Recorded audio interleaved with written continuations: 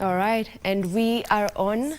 Thank you for staying with us right here on Good Morning Kenya. My name is Vivian Ndegwa, and right now we are getting into a different conversation than the one that Victor was having with his panelists. We are going to be talking about multiple intelligences. How many intelligences do you know about? You know, there are several. There's the linguistic intelligence, there's logical or mathematical intelligence, there is musical intelligence, there's interpersonal intelligence, there are many other intelligences, and today that is what we will be covering, and that is multiple intelligences theory. And we are going to look at it in the sense of how it gets to impact assessment and also its impact on learners. And that is the conversation that we'll be having today. It's going to be an interesting one, as my panelists are already here with me. I have three lovely ladies on set with me, and I will allow them each to get to introduce themselves to us, beginning with my far left. Kindly introduce yourself to us. Hello. Thank you for having us this morning. Good morning to you. Good morning. My name is Lilian Mutegi. I'm the founder of Uptake. Uptake is an inclusive digital company in the early years education, and we are happy to be here. You're welcome. Next, right next to her. Hello, Kenyan American, Kenyan people. I'm Jackie Chen. I'm professor of early childhood education in Chicago and Erickson Institute. I came to Kenya just about 2 days ago as a Fulbright specialist in education.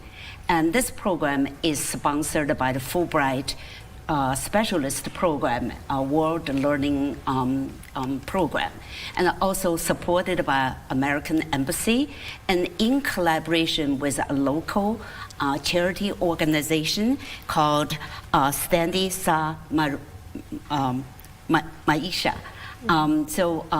I really have a wonderful time yesterday, and I'm so glad I have an opportunity to meet all of you today. Welcome. And right next to you, Doctor, please introduce yourself. Good morning, Kenyans. We are delighted to be here. My name is Dr. Rachel Majiro Kamau Kangede from Kenyatta University, a senior lecturer, Department of Early Childhood and Special Needs Education. All right, and there we have it. Those are our three lovely ladies who will be our panelists of the day today, as we get to talk about multiple intelligences, and I'll dive straight into it. Maybe Professor Jackie, you can take this one. When we talk about multiple intelligences, what exactly are we looking at? Well, thank you for the questions. I think the first thing, and I want to ask you, or ask all of us back, and what do we consider as intelligence? Usually when we say, oh, Vivian, you are very intelligent, what does that mean? We usually mean, well, as an anchor, and you are very good in linguistic intelligence. You communicate well, but also you probably have very strong interpersonal intelligence, because you need to understand the audience as well as our guest speakers, right?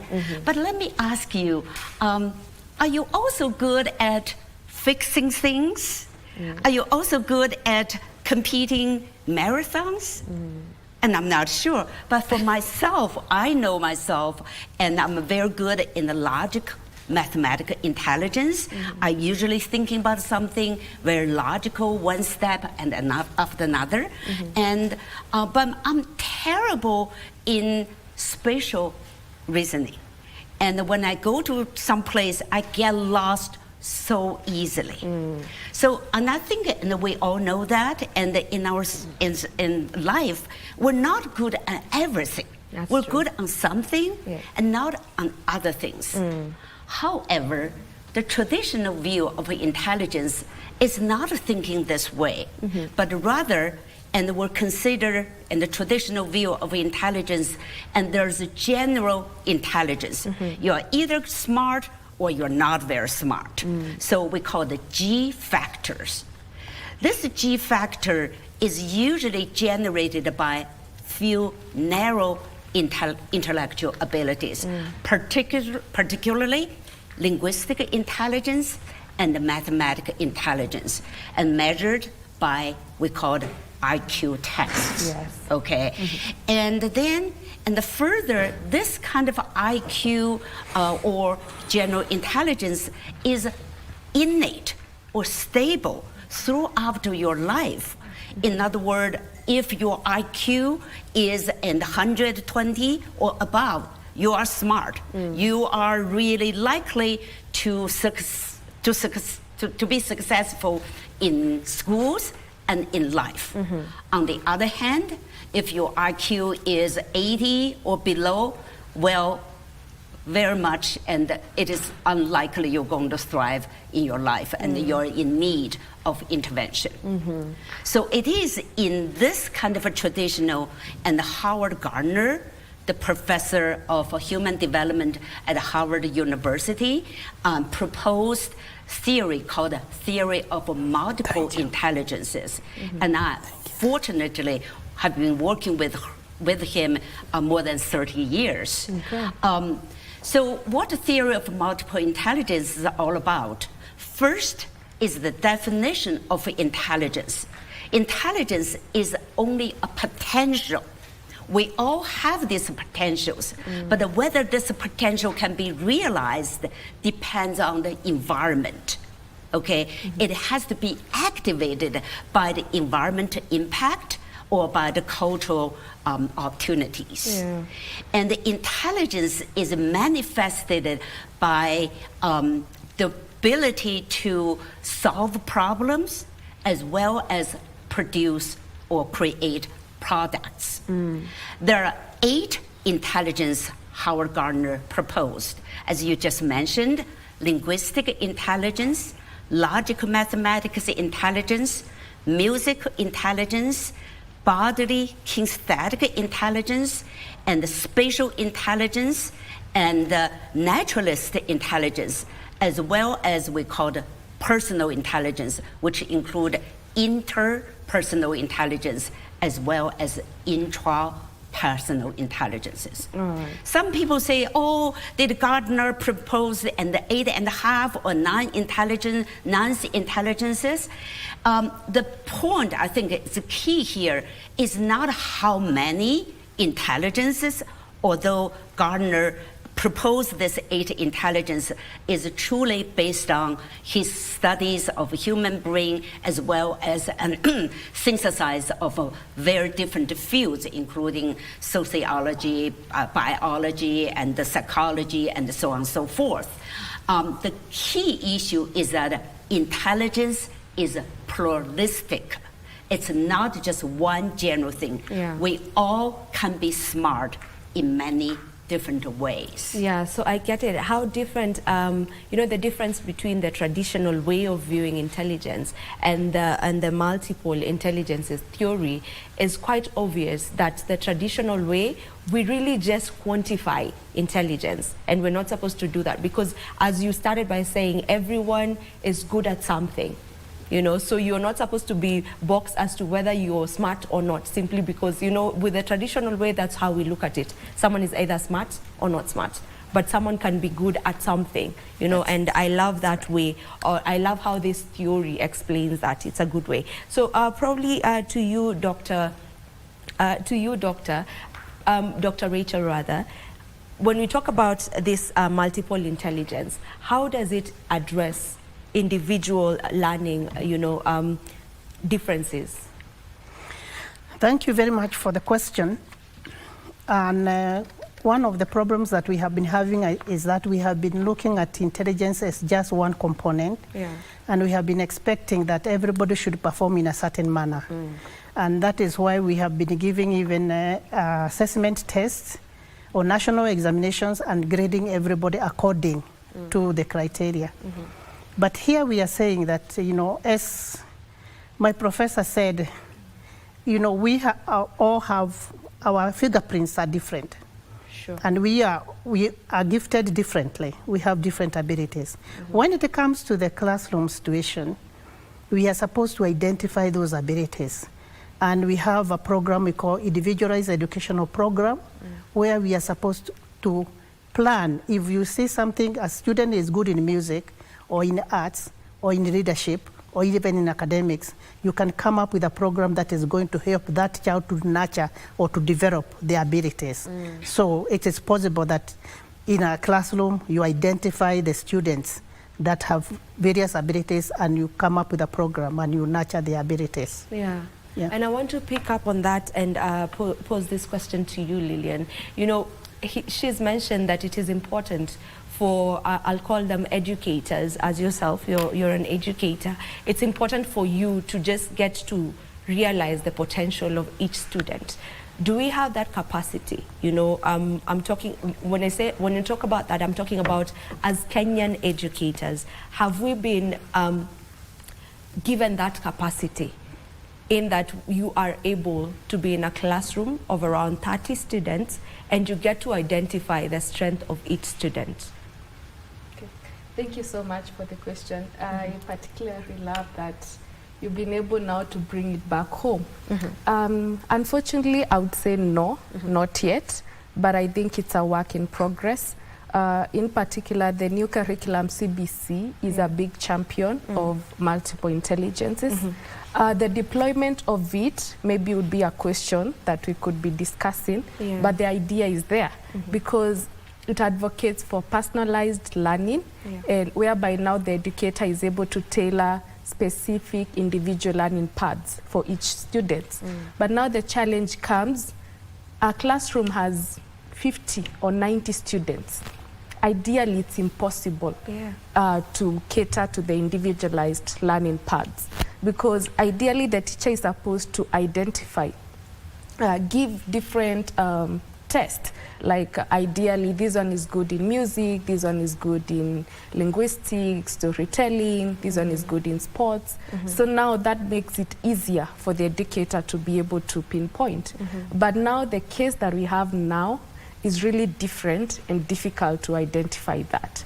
But I think if the willpower is there from a lot of stakeholders, including to put the government of Kenya on the spot, Ministry of Education, employing more teachers, because statistically the teacher-student ratio cannot allow for that to be deployed to its optimum.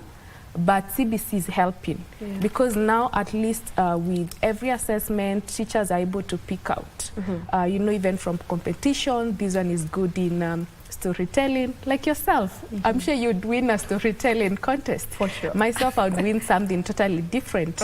So I think now it is able to identify talents and curate individualized learning paths for different students. But also I think also when it comes now to even social cues, I think also empathy should be there as well. I remember back in school, I would consider myself an average student, not bright and not slow, if I could say that. But then... You should see the look that I see. Professor Jackie maybe we'll talk about it, but let me explain it in a Kenyan context. So I wasn't very good in sciences and mathematics, but that is the number one, back in my then old curriculum, that was the number one cue to say you're a bright student. So I used to score low, and I was told my future would be null and void. I will amount to nothing because I'm not good in this. But the skills I was good at that are now even making me earn a living, like business skills, nobody owned them, nobody sharpened them, I was told. So now you can imagine now what it has affected a lot of children growing up. But we thank God for the new curriculum. It's pushing students to know you're good in sports, excel in that. You're good in math, excel at that. So I'm really happy with the new times. I wish I could go back to being a child, but it's okay.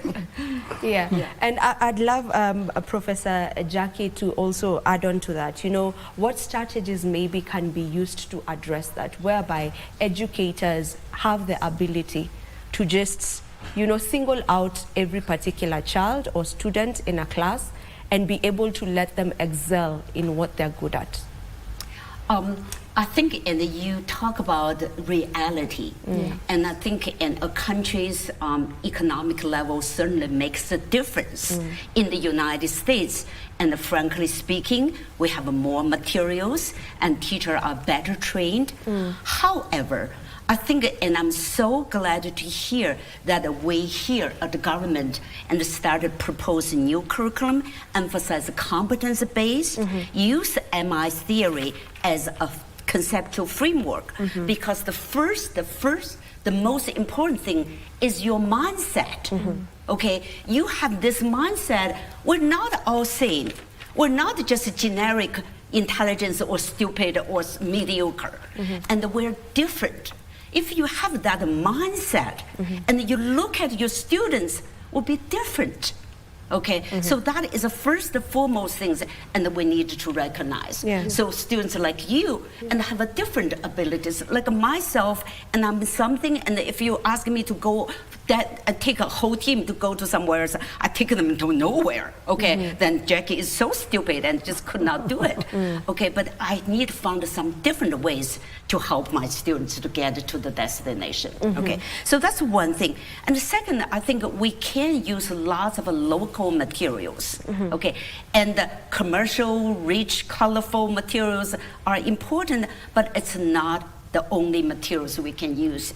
And I worked with Howard Gardner. We produced a book called MI Theory Around the World. We document in the countries like rural China and Colombia, and some places are very economically and dated. However, local teachers, once they have this frame mind, this kind of mindset, they use lots of local materials to help children develop their own potential, their own intelligence.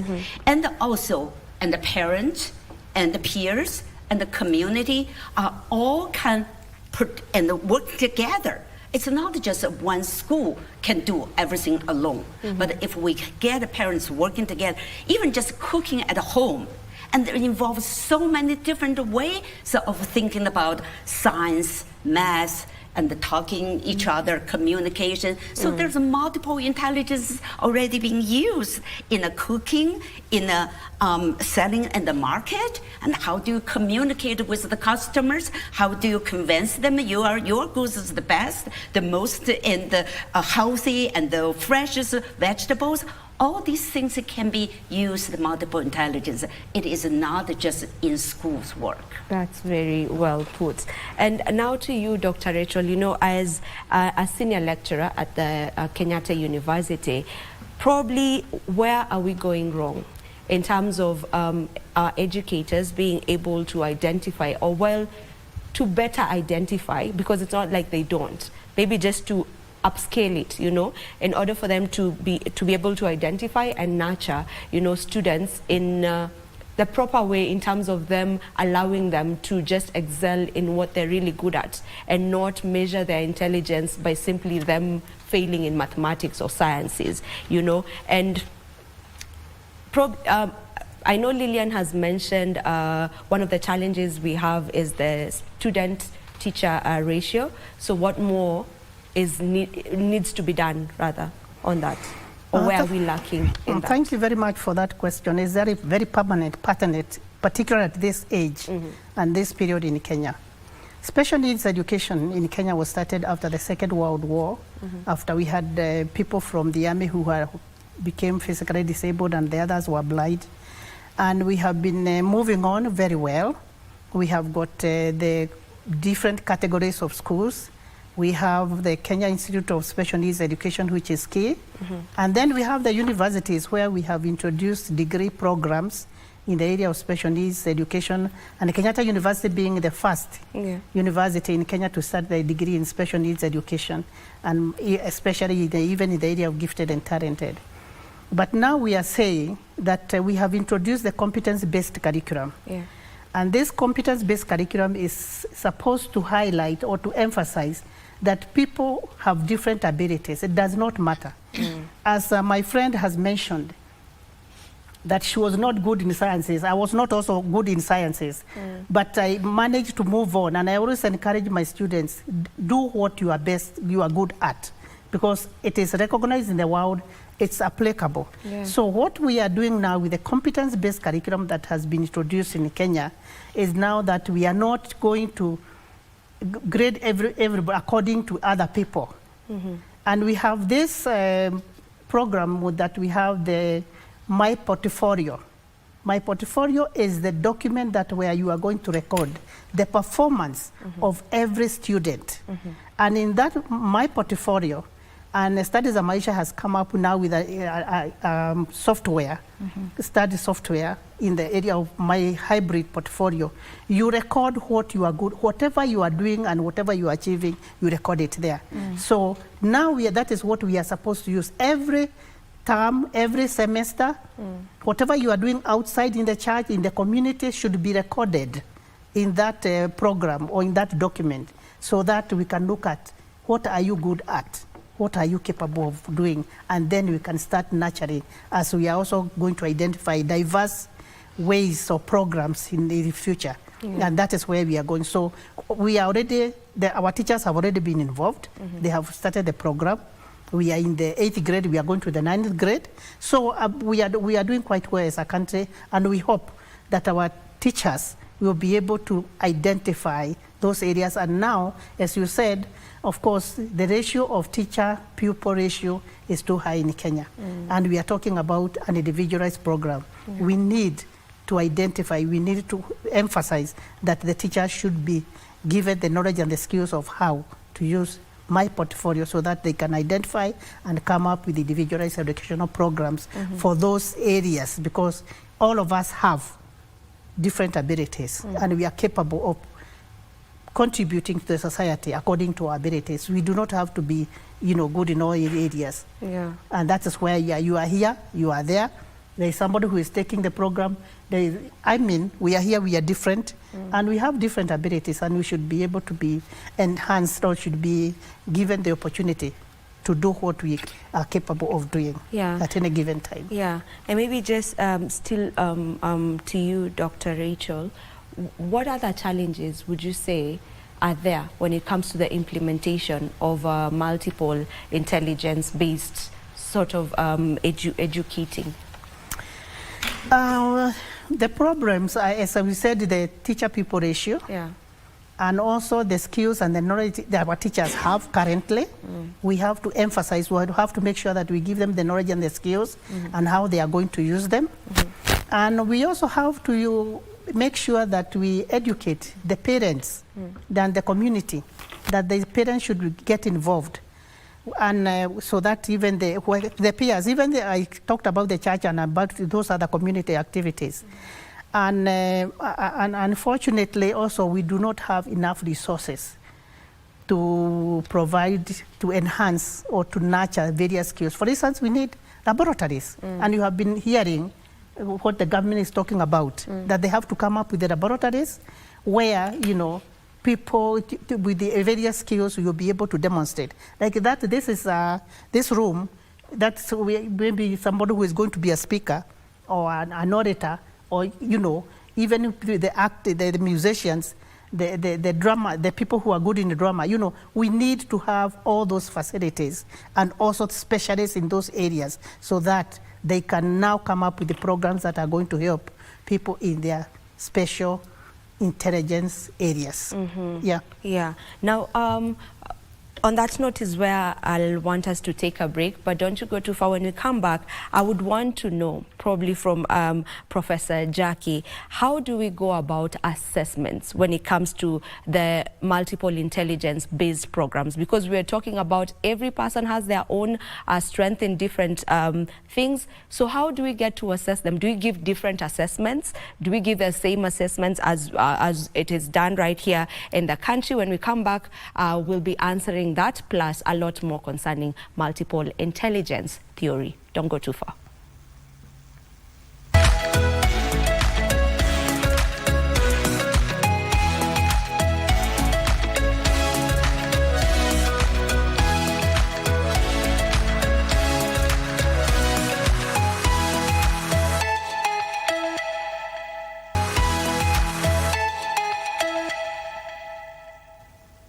Welcome back, and we are glad that you are here with us. Now, before we took the break, Dr. Rachel had touched on some of the challenges that the multiple intelligence-based teaching program may be experiencing. So maybe, Dr. Chan, you wanted to add a bit onto that before we get into the assessment way of this program. So if you can just add on to that. Yeah, Dr. Rachel and also Lilia and talked a lot about the challenges and the way Kenya and the face. And the first thing I think they both talk about is the large classroom. Okay, and just being realistic, and no single teacher can handle 70 or 80 students and still individualize the teaching. That's just a reality. However, I think a teacher needs to recognize that, and the teacher is not the only person that students can learn. Students can learn from each other. In other words, if we can really have learning divided into small groups and different kind of differentiated abilities or different interests, and students can learn from each other. I think that is one very effective way to solve the large classroom issue. Okay, and the second thing I want to talk about, I think we all clearly understand the importance of identifying different strengths. But we cannot just stay there saying, okay, well, and Vivian, you're very good in linguistic intelligence, even though you really do not know anything about math. That's okay. It's not okay. Okay, as students, we do want to help our students learn how to read, write, and calculation, and basic scientific concepts. So here I want to introduce a concept of so-called bridging. Bridge from the area of strength to other areas of learning. And here I want to give one example that I personally experienced. And one time I was in a classroom, and this teacher told me that in her classroom at the beginning of the year, there are so many students identified so-called failure school at risk for school failure. Okay, in other words, their test score is low, they don't know how to read, how to write. However, when we work with teachers to introduce so-called mechanical learning areas, this one particular student, his name was Tom, and he was just so skillful to disassemble and assemble all the materials and also know all the names of different tools, whereas other children living in Boston have no idea what this tool is called, let alone the function of different tools. So what the teacher did was ask this child to create so-called a tool dictionary. In other words, each child who needs to borrow tools, and they need to know what this tool is all about. So this child, Tom, and with the help of parents, and wrote each tool the name and draw the picture, and then wrote the description of the tools. So in other words, teacher helped the child bridge his area of strength, mechanical and fixed things, to areas of reading and writing. So concept of bridging is a very important part of it. And the third thing I think we really need to avoid is to use MI as a goal, like a decoration, like a Christmas tree. Okay, in classroom, I have this center, that center, and I have areas of and the music, and put the music as a background. No. Okay, and MI is a tool, is a view, is a lens for us to think about the teaching and the learning, assessment. It's not just say, oh, we have little areas. That's not enough. And the teaching is for understanding the deeper concept, understanding the rules, the society, and the sort of being a public citizen, okay? And the last thing I want to emphasize is what Lydia said, and the government's role, okay? And this is a beautiful time where our government is really think about competence-based curriculum. Yes. And then we need to give schools and teachers some kind of flexibility, not just always follow the sequence of the curriculum and every step. Give teachers some kind of flexibility to create their own, based on their own observation, own discovery. So teacher can notice what student's strengths and wonder how she can work with colleagues to create the environment to promote these different ways of learning and doing and succeeding. Yeah, so you've actually touched on the assessments when you were discussing these other challenges, but probably just are there particular frameworks that exist when it comes to assessing intelligence? I think usually when we think about assessment, we think about assessment and the teaching are two separate tasks or entities. But in reality, good assessment and the teaching should be two sides of the same coin. In other words, you are teaching and learning, and at the same time, you are assessing. What does that mean? It means that authentic assessment and intelligence is our way to solve a problem and to fashion products. So what would be the best way to assess these kind of abilities is through observational-based assessment and portfolio-based assessment. It might not be possible, as Dr. Rachel said, and we'll create some kind of a computer generalized tools. And that is a kind of a survey, self-awareness of a kind of instrument. I think that is the beginning of we can create and self-awareness of your multiple intelligence profile, but that is not sufficient. The real assessment, a real knowledge about a particular child's intellectual potentials or abilities really has to go through their ability to solve problems and really create some products. All right. To you, Lillian, maybe there could be someone who's watching and they're getting what we're saying, but then they're wondering, okay, you have this classroom with a number of students in it. Everyone has their own strengths, but now when it comes to giving out the examinations, because there's that, you have to do an examination test, the tests. Yeah. When you come to doing the tests, how do you go about that when we are pushing for the MI sort of program or MI-based programs? How do you go about assessing them? Do you say that this one is good with linguistics, this one is good with music, so we don't give them the mathematical, exam? Or how do we go about that?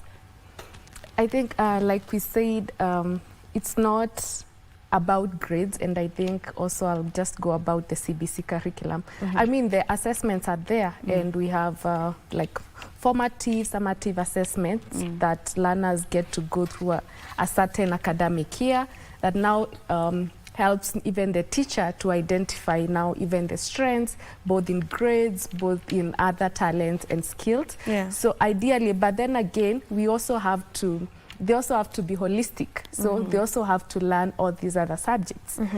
So I think the emphasis here is not about the grade levels in particular for every other subject. It's because they have to do it. It's in the national examinations. Yeah. It's about now identifying even other core skills that this learner has that have been captured throughout the academic year. And it's good also to know there are innovations that are also even coming up and schools are taking that can track all these talent and skills and also grades. And now it can be like an holistic approach to each learner.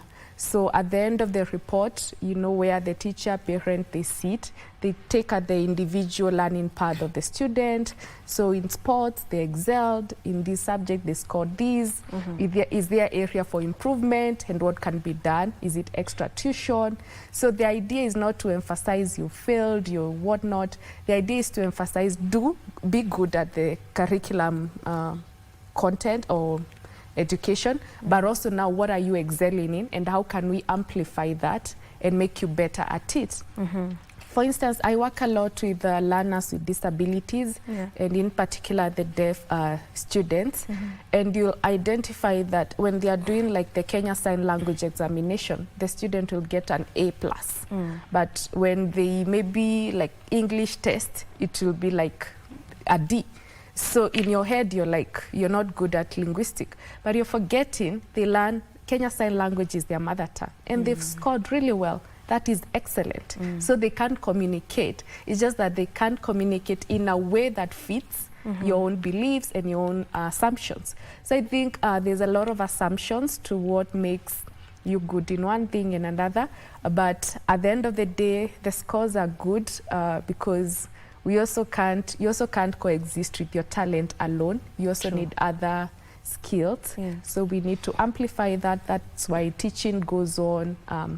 Formative, summative assessments are done. So I think for me, that would be like I think my conclusion would be just look at the holistic approach when it comes to now talent, skills, curriculum, how now it makes like a specific individual learning path. At the end of the day, you're able now to look at this is your score in ABCD. You can also identify areas that you can get additional tuition support. It has helped in most cases. Improvement of grades, improvement of learning outcomes. Yes. Yeah. Can I address that issue too? I think it's very dangerous to label children, particularly early on, oh, you're linguistically smart, and this is my logical mathematical child, because intelligence is the combination of both and the biological, psychological, and the environmental factors. Once environmental and the change and the opportunity change, and children will develop a different kind of interesting motivation learn, and you will show in other areas of learning. That's one. And the secondly, and I think your example really talk about intelligence.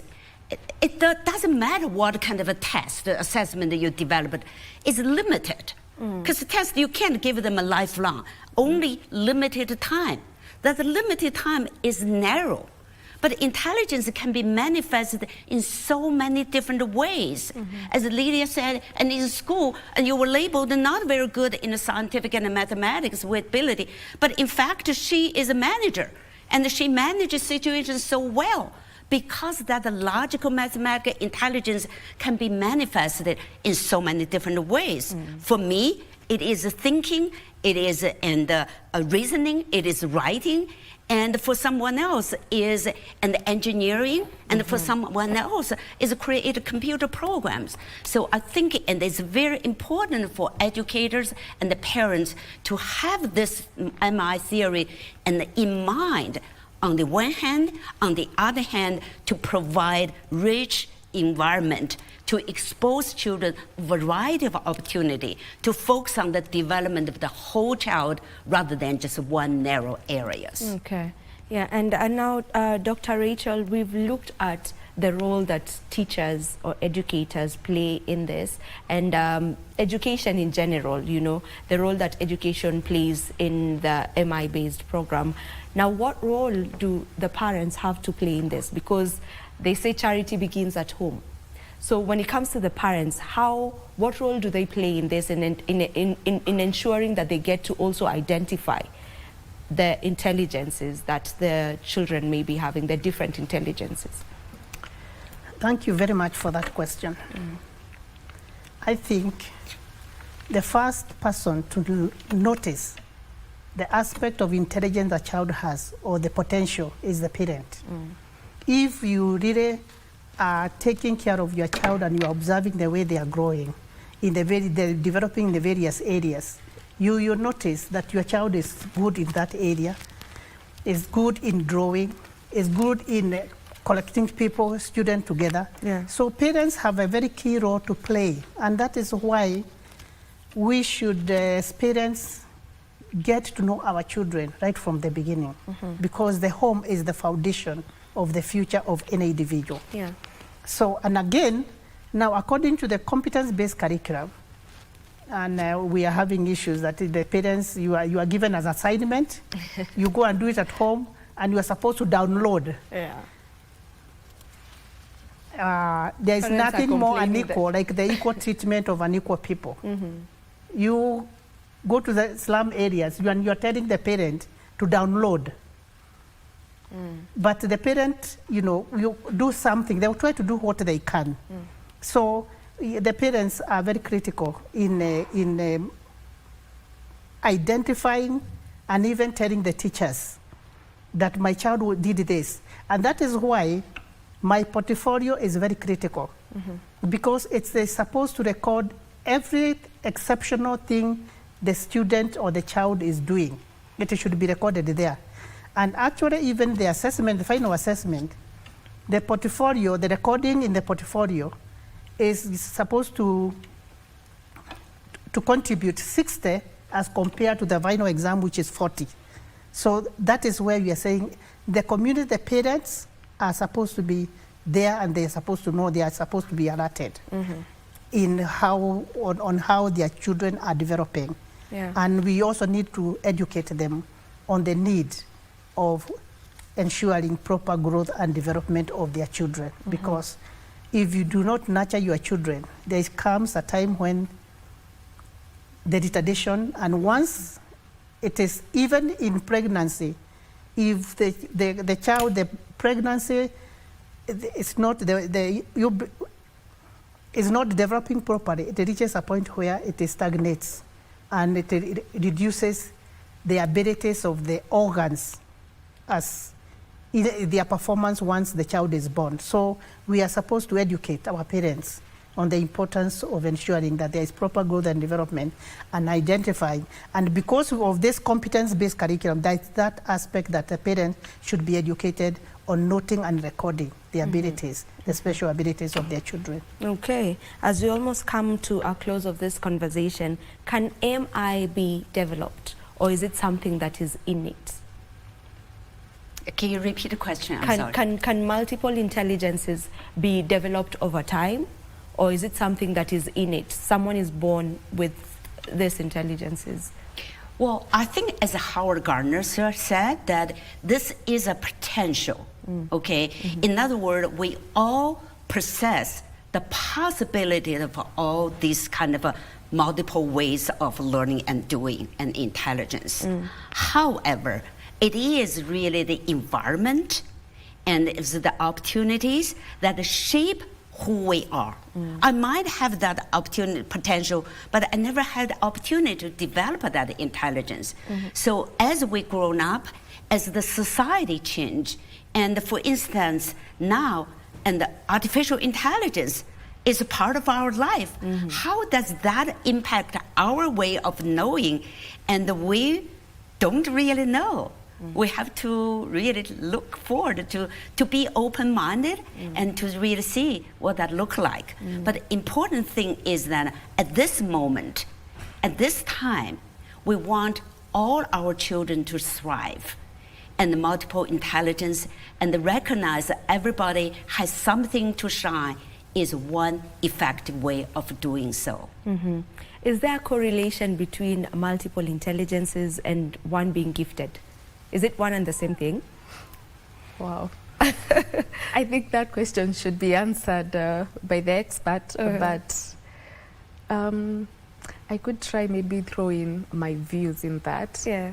Multiple intelligence and gifted. Yeah, one differently. being gifted, yeah. Is it one and the same thing? You're gifted in this, you're gifted in that. So is it the same thing? Either of you can take that. You can say that's your area. Multiple intelligence, what we are saying, the multiple intelligence theory is supposed to identify the gifts Okay. and the area of talents people have and nurturing them. So we are talking about, when we talk about gifted and talented, we sometimes limit gifted to the academic and talent to people who are actors, who are musicians, who are politicians, who are leaders, that type of thing.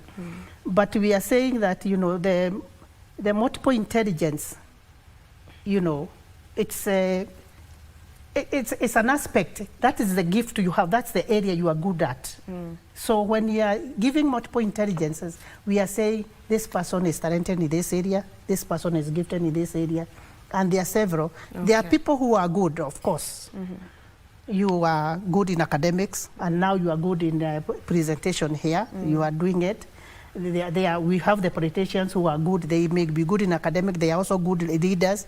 We have the professors, and they are also good in so you can have somebody with 2 or 3 areas of intelligence or competencies or gifts. You do not have to have only one. Okay. You can have. There are some who are good one. There's others who have got several abilities. Yeah. And so we should nurture them. Yeah. Yeah. Okay. So there's briefly, only a I thin think line between that. Briefly, and in the tradition of gifted education, and we see something intelligent, other is more skills. And I think Dr. Rachel said, and if you are good sports and art and music, that's kind of a skills and considers lower than intelligence in terms of the I guess the smartness. But in MI framework, all 8 intelligence has equal importance. That's why, and Gardner purposefully used this as all called intelligence. They are equally important, and they are equally needed to be recognized in school curriculums. Okay. Thank you so much. This is where we'll get to end this conversation. It was such a pleasure to have you on set. We had Dr. Rachel, we had Professor Jackie, and we also had Lillian on set with us. Thank you so much for joining us and for shedding light on this very, very important conversation that should be had over and over again. This is where we get to end Good Morning Kenya for today. Thank you so much to each and every one of you who has been tuned in. On behalf of everybody who ensured this show is a success, we want to wish you a lovely day and do enjoy the rest of your viewing. Goodbye.